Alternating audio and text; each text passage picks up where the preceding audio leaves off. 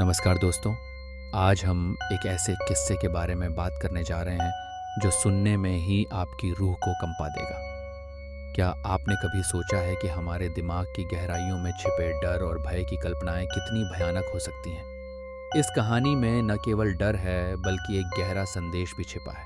तो चलिए, बिना किसी देरी के इस रोमांचक सफर पर निकलते हैं। लेकिन हाँ, वीडियो खत्म होने से पहले चैनल को सब्सक्राइब करना न भूलें ताकि आप ऐसे और भी रोमांचक किस्से सुन सकें।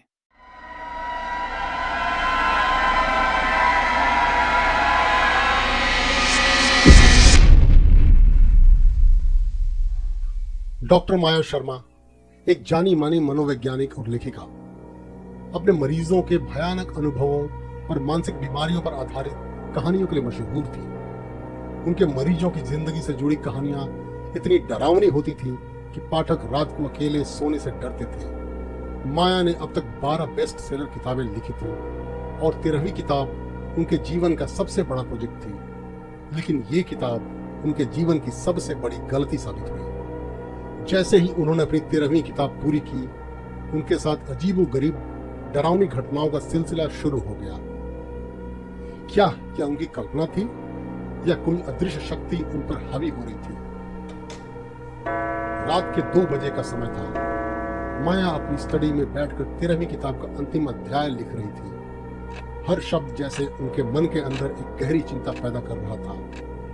कमरे की घड़ी की टिक टिक अब असहनीय लग रही थी, मानो समय उनके खिलाफ चल रहा हो। उनकी टेबल लैंप की रोशनी बार बार झपक रही थी।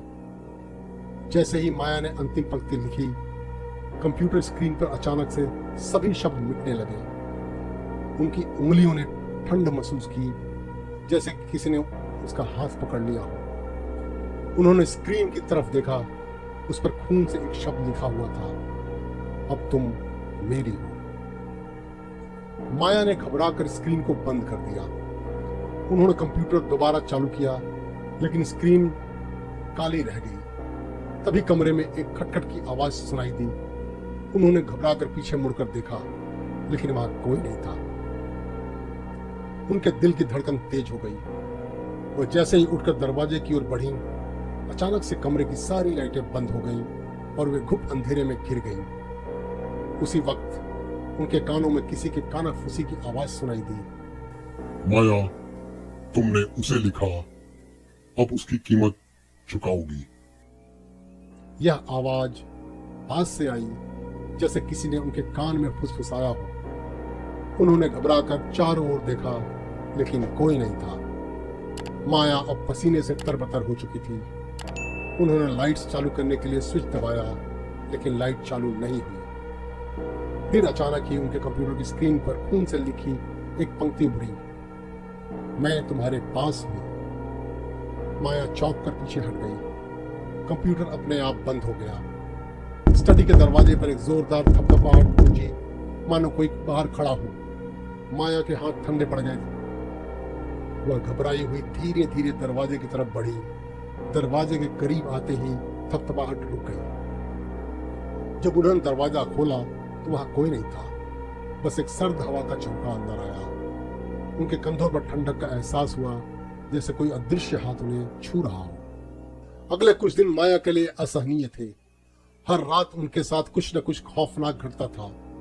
जैसे ही रात का अंधेरा गहराता, घर की हर चीज से अजीब आवाजें आने लगती। कभी फर्श पर धीमी धीमी खटखट, कभी दीवारों पर कोई रेंगने की आवाज, और कभी बाथरूम के शीशे में उभरता कोई विकृत चेहरा। तीसरी रात माया बिस्तर पर लेटी हुई थी, जब अचानक उन्हें बिस्तर के नीचे से किसी के सांस लेने की आवाज सुनाई दी। उनका दिल तेजी से धड़कने लगा। उन्होंने खुद को समझाया कि यह उनकी कल्पना हो सकती है, लेकिन आवाज लगातार तेज होती गई। आखिरकार उन्होंने हिम्मत जुटाई और नीचे झांका। जैसे ही उन्होंने झांका, एक भयानक चेहरा, बिना आंखों के, सिर्फ काले गड्ढे और खून से लथपथ मुंह, उनके सामने आ गया। वो तेजी से पीछे हट गई और पलंग से गिर पड़ी। चेहरे ने अचानक एक जोरदार चीख मारी और माया के चारों ओर कमरे की दीवारें हिलने लगी। अगले दिन माया ने ऑफिस में सब कुछ बताने का फैसला किया ऑफिस में माया की मुलाकात रीमा से हुई, जो उनकी सबसे करीबी दोस्त थी। माया ने रीमा को कल रात की घटनाओं के बारे में बताना चाहा, लेकिन कुछ रोक रहा था। वो खुद को समझा रही थी कि यह सब उसकी कल्पना मात्र है। उसी दिन उनका नया मरीज अनुराधा उनके पास आई। अनुराधा की हालत बहुत खराब थी, उसके चेहरे पर डर साफ झलक रहा था। डॉक्टर, मुझे रात में अजीब चीजें दिखती हैं। मेरे कमरे में कोई आता है, वह मुझे छूता है, मुझे देखता है और फिर वो एक धुंधली छाया में बदल जाता है। अनुराधा कांपते हुए बोली। माया के रोंगटे खड़े हो गए। अनुराधा की कहानी उनकी अपनी स्थिति से मेल खा रही थी। उस रात माया अपने घर लौटी। जैसे ही उन्होंने घर का दरवाजा खोला, उन्हें लगा कि कोई उन्हें घूर रहा है। उन्होंने अपने पीछे देखा, लेकिन सड़क खाली थी। वह तेजी से अंदर गई और दरवाजा बंद कर दिया। कमरे की हवा भारी हो गई थी और उनका दिल जोरों से धड़कने लगा। वह सीधे अपनी स्टडी में गई और 13वीं किताब को उठाकर देखा। किताब के कवर पर एक अजीब सा निशान था, जो पहले वहां नहीं था। माया ने जैसे ही उस निशान पर उंगली रखी, एक जोरदार धमाका हुआ और किताब उनके हाथ से छिटक कर जमीन पर गिर गई। माया अब समझ गई थी कि यह सब उनके मरीजों की कहानियों जैसा नहीं था, यह उनका खुद का भयानक अनुभव बन चुका था। हर रात उन्हें साया महसूस होता था, जो उनके कमरे में चलता था। एक रात जब वो सो रही थी, उन्होंने अपने पैरों पर किसी के हाथ का दबाव महसूस किया। उनकी आंखें खुली और उन्होंने देखा कि कोई उनके पैरों के पास बैठा है। तुमने मुझे बुलाया था, अब मैं तुम्हारे साथ रहूंगा। माया ने चीखने की कोशिश की, लेकिन उनकी आवाज घुट गई। उन्होंने बत्ती जलाने के लिए हाथ बढ़ाया और जैसे ही रोशनी जली, वह साया गायब हो गया। लेकिन बिस्तर के पास खून से एक निशान बना हुआ था, जो उसी निशान से मेल खाता था जो किताब के कवर पर था। माया अब पूरी तरह से डर चुकी थी। वे किताब को नष्ट करने का फैसला करती हैं। उन्होंने किताब को जलाने के लिए लाइटर उठाया, लेकिन जैसे ही उन्होंने आग लगाई, कमरे की खिड़कियां अपने आप खुल गईं और हवा का जोरदार झोंका कमरे में भर गया। अचानक हर दीवार पर खून से लिखे शब्द उभरने लगे, तुम्हें कभी शांति नहीं मिलेगी। माया चीखती हुए कमरे से भागी।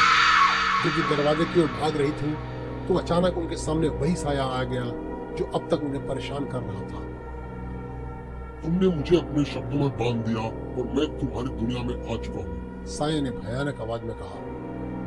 माया ने अपने हाथ से लाइटर फेंका और दरवाजे की ओर दौड़ी, लेकिन दरवाजा बंद हो गया था और कमरे की दीवारें धीरे धीरे उनके करीब आने लगी, जैसे कोई उन्हें बंद कर रहा हो। कमरे में जोरदार हिलने डुलने की आवाजें आने लगी।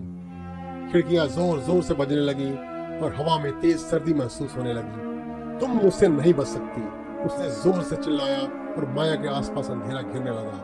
अब तुम मेरी माया हो,